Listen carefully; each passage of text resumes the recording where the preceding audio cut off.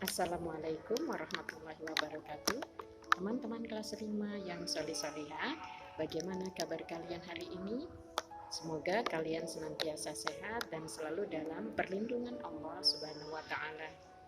Baiklah teman-teman, pagi ini Ustazah Susi akan membersamai kalian pada pelajaran SKI bab kisah teladan Abu Bakar As-Siddiq.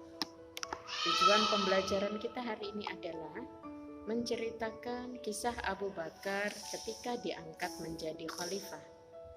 Menceritakan kisah Abu Bakar ketika memerangi kaum murtad dan memperluas wilayah Islam, serta menceritakan wafatnya Abu Bakar As-Siddiq.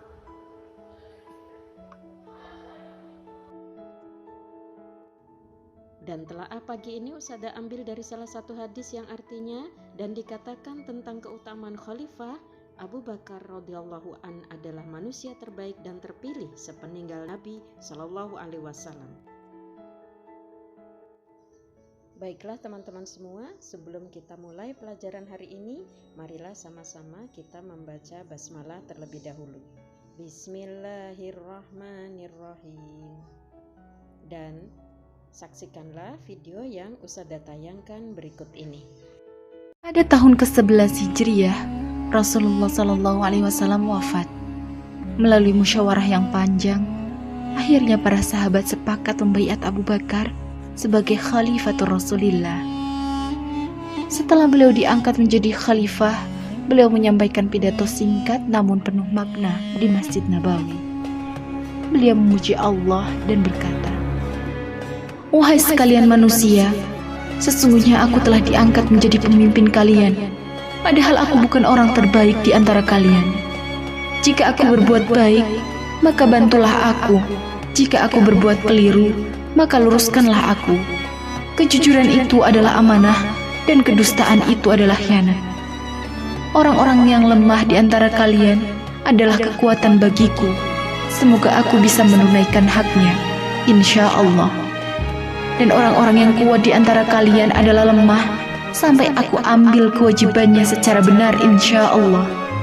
Tidaklah suatu kaum meninggalkan jihad fisabilillah kecuali Allah pasti akan menghinakan mereka, dan tidak suatu kaum melakukan perbuatan keji dan maksiat kecuali pasti Allah akan menurunkan azabnya.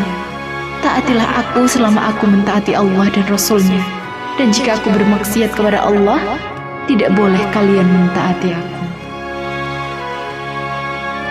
Pada masa pemerintahan Abu Bakar, kaum muslimin diuji dengan banyaknya orang-orang yang murtad, enggan membayar zakat, dan banyaknya kemunculan nabi-nabi palsu.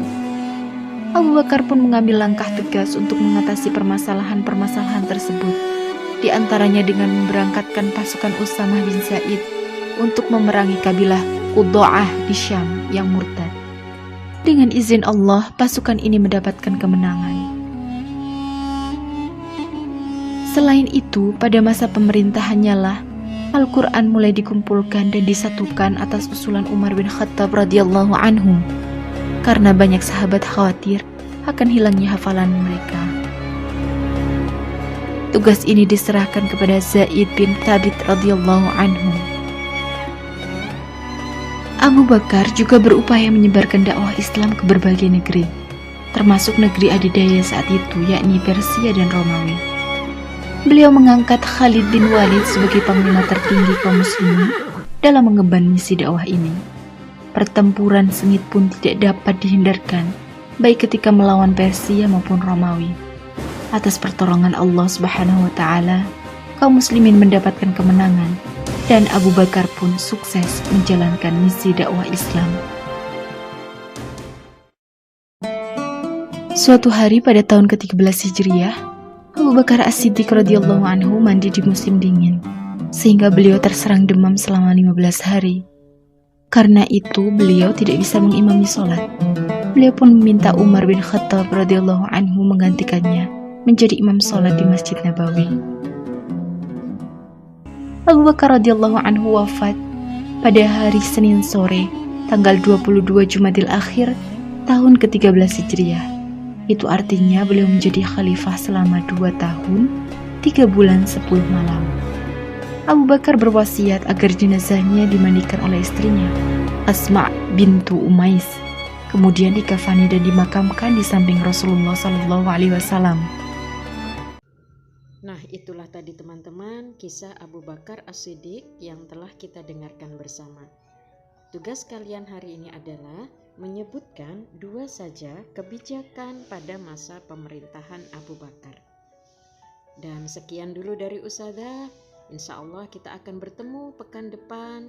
Wassalamualaikum warahmatullahi wabarakatuh.